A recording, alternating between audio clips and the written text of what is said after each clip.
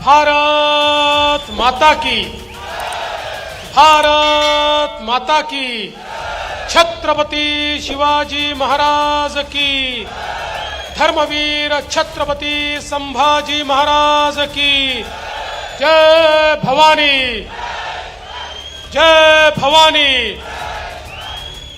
हिंदवी स्वराज्याचे सरसंस्थापक छत्रपती शिवरायांना मानाचा मुजरा करतो। भारतीय राज्यघटनेचे शिल्पकार भारतरत्न डॉक्टर बाबासाहेब आंबेडकर यांना मानवंदना अर्पित करतो।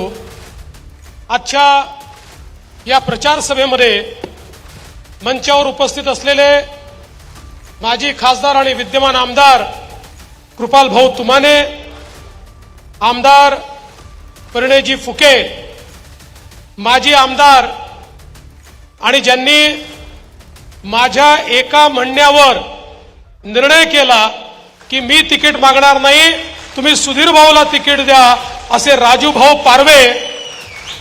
राजू भाऊ काळजी करू नका, तुम्हाला फार काळ मोकळं ठेवणार नाही।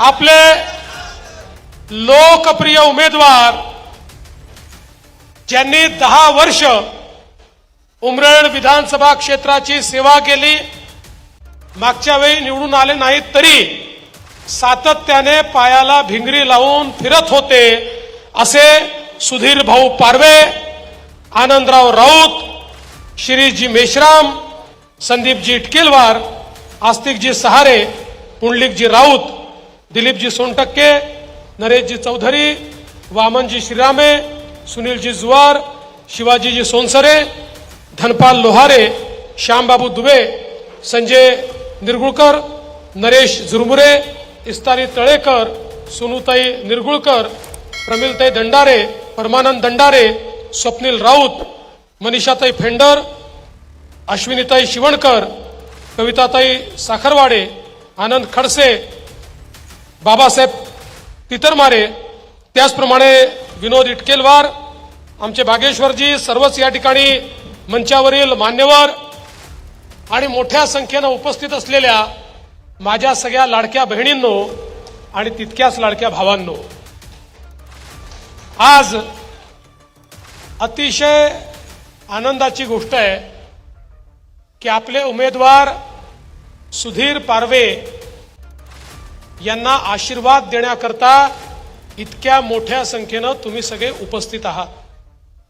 मला विश्वास आहे 10 वर्ष सुधीर पारवेंनी उमरेड मतदारसंघाची सेवा केली, एक अतिशय जागरूक लोकप्रतिनिधी म्हणून, सभागृहामधला एक बोलकार लोकप्रतिनिधी म्हणून, एक संघर्ष करणारा लोकप्रतिनिधी म्हणून, जनतेमध्ये राहून जनतेची सेवा करणारा लोकप्रतिनिधी म्हणून आपण सगळे या ठिकाणी सुधीर पारवेंना ओळखतो। पुन्हा एकदा यावेळी सुधीर पारवेंना आपण उमेदवारी दिली आहे आणि मला विश्वास आहे की आपल्या सगळ्यांचं मत आणि आशीर्वाद त्यांना मिळेल। त्यांनी या क्षेत्रामध्ये जी काही कामं केली ते असतील किंवा आमचे राजूभाऊ असतील, खरं म्हणजे राजूभाऊ जरी मागच्या वेळेस काँग्रेसमधून निवडून आले होते तरी देखील पूर्णवेळ ते गडकरी साहेबांसोबत आणि आमच्या सोबतच होते, त्याच्यामुळे त्यांनाही आम्ही कुठेही विकासामध्ये कमतरता पडू दिली नाही। आज आंभोऱ्याचं काम असेल, चिचगडचं काम असेल, या ठिकाणी पर्यटनाच्या सोयी असतील, केबल स्टेट ब्रिज असेल, या ठिकाणचे रस्ते असतील, हायवे असतील, वेगवेगळ्या प्रकारच्या ज्या योजना या ठिकाणी झाल्या, त्या सगळ्या योजना या दोघांनी मिळून ज्या प्रकारे त्याचा पाठपुरावा केला त्यातूनच खऱ्या अर्थानं आज आपल्याला पाहायला मिळत आहे की उमरेडची परिस्थिती ही मोठ्या प्रमाणात बदलली आहे। खरं म्हणजे 2014 मध्ये आपलं सरकार आल्यानंतर गोसेखुर्दला आपण मोठ्या प्रमाणात चालना दिली। गोसेखुर्द धरणाचं काम हे वेगानं पूर्ण करण्याच्या दृष्टीनं हजारो कोटी रुपये या ठिकाणी राज्य सरकारच्या माध्यमातून आणि केंद्र सरकारच्या माध्यमातून आपण दिलं आणि हे कामं होत असताना 100 किलोमीटरपर्यंत गोसेखुर्दचं पाणी गेलं। पण त्याच वेळी आमचे प्रकल्पग्रस्त माझ्याकडे आले, सुधीर भाऊ घेऊन आले आणि त्यांनी सांगितलं, बघा किती अन्याय झालाय, किती वाईट पुनर्वसन झालाय, मी नियमाच्या बाहेर जाऊन निर्णय केला आणि दर्जेदार पुनर्वसनाकरता 250 कोटी रुपये त्या ठिकाणी मंजूर केले. त्यातले जवळपास 180 खर्च झाले. दुर्दैवाने सरकार गेल्यानंतर मध्यंतरीच्या 2.5 वर्षात ही सगळी कामं ठप्प करण्यात आली. त्या ठिकाणी जे आमचं त्या काळचं सरकार होतं त्या सरकारला कामं थांबवण्यामध्ये जास्त इंटरेस्ट होता, कामं करण्यामध्ये इंटरेस्ट नव्हता. पण आता चिंता करू नका, आपलं सरकार आहे.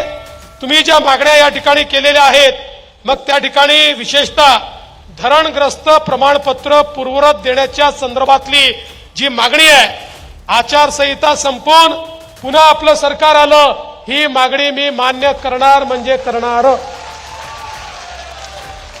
आणि त्यासोबत वाढीव कुटुंबांना त्या ठिकाणी जो काही मोबदला मिळायला पाहिजे होता तो अनेक कुटुंबांना मिळालेला नाही, तो देखील आपण देऊ. अरे मी तर तुम्हाला सांगतो, या विदर्भामध्ये 2009 साली ज्या लोकांच्या जमिनी थेट खरेदीने 1 लाख रुपयांनी केवळ काँग्रेसच्या सरकारने घेतल्या होत्या, त्यांच्या बाबतीत कोर्टानेही सांगितलं यांना मदत करता येणार नाही. मी सांगितलं नियम हे जनतेकरता असतात, पण जनता जर त्या ठिकाणी नियमाने दुखी होत असेल तर नियम बदलले पाहिजे. नियमाच्या बाहेर जाऊन या विदर्भ प्रकल्पग्रस्तांकरता 2 लाख रुपयाचं नवीन पॅकेज हे मी या ठिकाणी दिलं. त्यामुळे गोसी खुर्द प्रकल्पग्रस्तांना देवाभाऊचा शब्द आहे, तुमचं पुनर्वसन योग्य प्रकारे करून तुमच्या या ज्या काही प्रॉब्लेम्स आहेत हे पूर्णपणे दूर करण्याचं काम आपण निश्चितपणे करू. मगाशी उल्लेख झाला, चिचघाट सारखी योजना 247 कोटी रुपये आपण दिले. तालुक्याचं पूर्ण चित्र या एका योजनेने बदलू शकतं, अशा प्रकारची ही योजना. आणि त्यासोबत राजूभाऊ मोठी MIDC आपण या भागामध्ये आता करतोय. 1000 त्या ठिकाणी एकरची MIDC होते. नुसती MIDC करून आम्ही थांबणारे नाही आहोत. गडकरी साहेब आणि देवेंद्र फडणवीस नुसत्या MIDC करत नाही, MIDC मध्ये उद्योग आणणारे आम्ही लोक आहोत, उद्योग आणणारे. मी तुम्हाला सांगतो, या MIDC मध्ये उद्योग यायला लागले आहेत, आम्ही ते आणणार आहोत. या मतदारसंघाच्या आमचे जे तरुण आहेत, या तरुणाईच्या हाताला काम देण्याचा आमचा सगळ्यांचा प्रयत्न आहे. खरं म्हणजे आंबोऱ्याच्या माध्यमातून जागतिक दर्जाचं पर्यटन आज आपण या ठिकाणी सुरू करतो आहोत. आणि येत्या काळामध्ये आपला इकडचा पट्टा असो की आपल्या भंडारा जिल्ह्याचा टप्पा असो, 2 मिळून इतक्या मोठ्या प्रमाणात या ठिकाणी हे पर्यटनाचं क्षेत्र तयार होणार आहे. आणि मग तारणा लेक असेल, करांडला अभयारण्य असेल, त्या ठिकाणी कोल्हासूर टेकडी असेल, आंबोऱ्याचा सगळा परिसर असेल, या माध्यमातून हजारो तरुणांच्या हाताला काम मिळेल. अशा प्रकारच्या पर्यटनाच्या अत्याधुनिक सोयी आपण त्या ठिकाणी तयार करतो आणि या क्षेत्राचं चित्र पूर्णपणे बदलण्याचं काम आपल्या सरकारच्या माध्यमातून चाललंय. बंधू भगिनींनो, खरं म्हणजे माननीय गडकरी साहेबांच्या नेतृत्वात या जिल्ह्यामध्ये 2014 ते 2024 केंद्र सरकारने आणि राज्य सरकारने जे काम केलं आहे ते आपण सगळे पाहतात. आज सिमेंट कॉन्क्रीटचे रस्ते आहेत, आज वेगवेगळ्या प्रकारच्या योजना आहेत, आज वेगवेगळे उद्योग येत आहेत. सामान्य माणसाच्या जीवनाला परिवर्तित करण्याचं काम आपण करतोय. आपलं जे महायुतीचं सरकार आहे, हे सरकार सातत्याने शेतकऱ्याच्या पाठीशी उभं राहणारं सरकार आहे. या सरकारने 1 रुपयात पीक विम्याची योजना आणली. शेतकऱ्यांनी 1 रुपया भरला, शेतकऱ्यांना 8,000 कोटी रुपये आम्ही त्यांच्या खात्यामध्ये दिले. माननीय मोदी साहेबांनी किसान सन्मान योजना आणली, 6,000 रुपये दिले. आम्ही सांगितलं नमो किसान सन्मान योजना आमची आहे, 6,000 आम्ही टाकले. शेतकऱ्यांना 12,000 रुपये त्यांच्या खात्यामध्ये देण्याचा निर्णय आपण केला. आणि आता चिंता करू नका, पुन्हा तुम्ही सरकार आणलं की 12,000 रुपये नाही, 15,000 रुपये शेतकऱ्यांच्या खात्यामध्ये देण्याचा निर्णय आपण केलाय. आज आपण पाहू शकतो, धानाच्या संदर्भात पहिल्या वर्षी 15,000चा बोनस दिला, मागच्या वर्षी 20,000चा बोनस दिला, आता या वर्षी 25,000चा बोनस हा धानाला आपलं सरकार देणार आहे.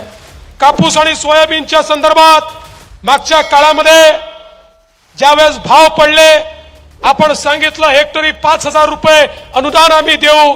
हे अनुदान शेतकऱ्याच्या खात्यामध्ये आपण जमा केलं आणि आता पुढच्या काळामध्ये खऱ्या अर्थानं आपण योजनाच आणली आहे की जर MSP पेक्षा हमी भावापेक्षा मार्केटचा भाव कमी झाला आणि शेतकऱ्याचं नुकसान झालं तर हमी भावापेक्षा जेवढा कमी भाव आहे त्यातला मधला जो फरक आहे तो फरक भावांतर योजनेच्या अंतर्गत आपलं सरकार थेट शेतकऱ्याच्या खात्यामध्ये जमा करेल. अशा प्रकारचा निर्णय आपण घेतला.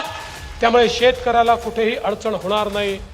आपण दुसरा निर्णय घेतला, शेतकऱ्यांना जे काही आपलं कृषीचं बिल आहे, विजेचा पंप आहे, पंपाचं बिल आहे, हे बिल आपण माफ केलं आहे. आता शेतकऱ्यांना बिल तर येतं, पण बिलात वसूल किती करायचे 000 लिहिलेलं असतं. आणि मी तुम्हाला सांगतो पुढचे 5 वर्ष शेतकऱ्याकडनं विजेचं बिल घेतलं जाणार नाही. 5 वर्ष याकरता म्हणतो, त्यानंतर तुम्ही पुन्हा निवडून दिलं तर पुन्हा 5 वर्ष करू, पण आता तरी 5 वर्षाची गॅरंटी तुम्हाला देतो. आणि त्यासोबत दुसरी योजना आणली आहे, मागेल त्याला सौर पंपाची योजना. केवळ 10% पैसे शेतकऱ्यांनी भरायचे, 90% पैसे आम्ही भरू. 25 वर्ष तुम्हाला मोफत वीज मिळेल, तुम्हाला कुठेही पाहायची आवश्यकता पडणार नाही. बंधू भगिनींनो, आमचा शेतकरी सातत्याने आम्हाला विनंती करतो की आम्हाला दिवसा 12 तास वीज द्या.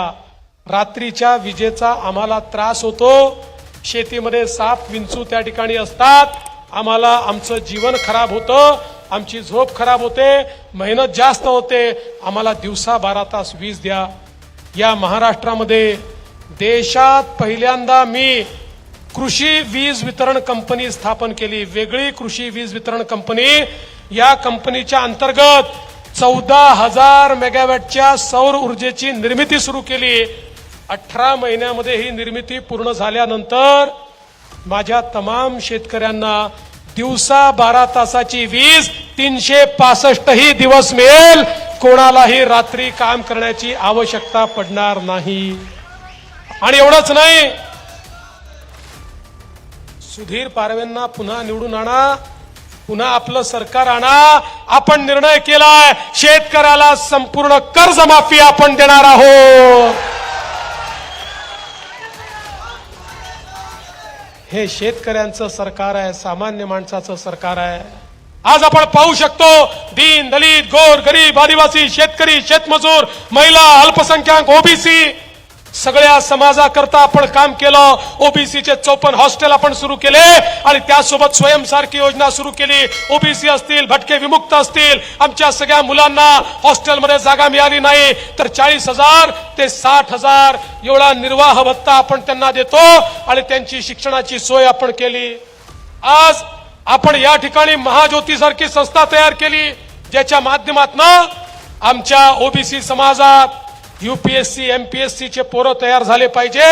हा प्रयत्न आपण सुरू केला. आमच्या आदिवासी समाजाकरता, आमच्या धनगर समाजाकरता, आमच्या वेगवेगळ्या समाजांकरता त्या ठिकाणी चांगल्या दर्जेदार शिक्षणाकरता खासगी कॉलेजमध्ये 50,000 60,000 रुपये भरून मुलांच्या शिक्षणाची व्यवस्था आपण त्या ठिकाणी केली.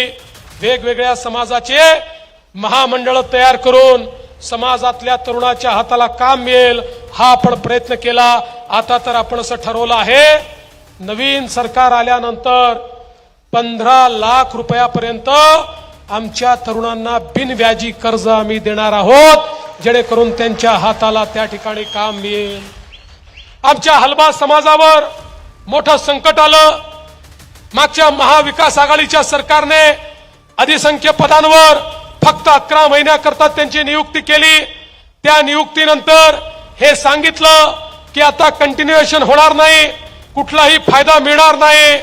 पुन्हा तुमच्या आशीर्वादानं सरकार आल्यानंतर आपण निर्णय केला आणि त्या ठिकाणी आमचं अधिसंख्य पदावर ज्यांना घेतलं त्यांना कंटिन्यू करण्याचा निर्णय केला, त्यांना पेन्शन देण्याचा निर्णय केला, त्यांना ग्रॅच्युटी देण्याचा निर्णय केला, रिटायरमेंटचे सगळे बेनिफिट देण्याचा निर्णय केला. महाविकास आघाडीने ज्यांना घरी बसवलं होतं त्यांना पुन्हा त्या ठिकाणी कामाला लावण्याचं काम हे आपल्या सरकारच्या माध्यमातून आपण केलं. आणि आता पुन्हा आपण संत कोलबा स्वामी महामंडळ तयार केलेलं आहे की ज्या महामंडळाच्या माध्यमातून आमच्या हलबा समाजाच्या तरुणाईच्या हाताला काम आणि त्यांना त्या ठिकाणी रोजगार देण्याचं काम आपल्या सरकारच्या माध्यमातून होणार आहे. बंधू भगिनींनो, आपल्या देशाचे प्रधानमंत्री माननीय मोदीजी सातत्याने सांगतात, देशाला जर विकसित भारत तयार करायचा असेल तर आपल्याला भारताची जी लोकसंख्या आहे त्या लोकसंख्येचा 50% हिस्सा असलेल्या आपल्या माता भगिनींना देशाच्या सामाजिक आर्थिक केंद्रावर आणावं लागेल. मोदीजींनी बेटी बचाओ बेटी पढाओ पासनं तर लखपती दीदी पर्यंत अनेक कार्यक्रम आखले. लखपती दीदी हा कार्यक्रम काय माहितीये? मोदीजींच्या योजनेतनं ज्या महिला रोजगार निर्मिती करून वर्षाला 1 लाख रुपयापेक्षा जास्त पैसा कमवतात त्यांना लखपती दीदी म्हणतात. अशा महाराष्ट्रामध्ये 11 लाख लखपती दीदी आम्ही तयार केल्या. लवकरच 25 लाख लखपती दीदी तयार करणार आहोत. 2028 पर्यंत 50 लाख महिलांना, आमच्या बहिणींना लखपती दीदी आम्ही तयार करणार आहोत. आणि शेवटी 1 कोटी महिलांना लखपती दीदी तयार करण्याचा आमचा या ठिकाणी मानस आहे. आमच्या लाडक्या बहिणींना मी सांगून देऊ इच्छितो, आपल्या सरकारने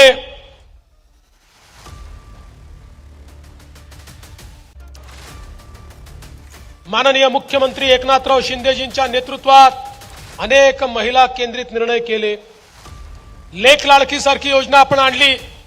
घरामध्ये मुलगी जन्माला आली तर मुलीच्या जन्माचं स्वागतच झालं पाहिजे या दृष्टीनं मुलगी जन्माला आली की 5,000 रुपये, पहिल्या वर्गात गेली की 5,000 रुपये, 7व्या वर्गात गेली की 7,000 रुपये, 11व्या वर्गात गेली की 8,000 रुपये, 18 वर्षाची झाली की 75,000 रुपये, असे 1 लाख रुपये त्या परिवाराला देण्याचा निर्णय आपल्या सरकारने केला.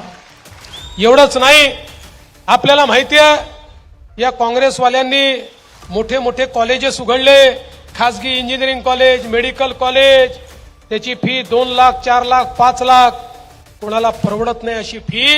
आज घरामध्ये जर एक मुलगा असेल, एक मुलगी असेल, घरचे लोक मुलीला सांगतात, बाई सगळं विकवाक करून तुझ्या भावाला आम्ही शिकवू शकतो, तुला शिकवायला आमच्याकडे पैसा नाही, तुझं लग्नच करायचं आहे, त्यामुळे तू घरी बैस.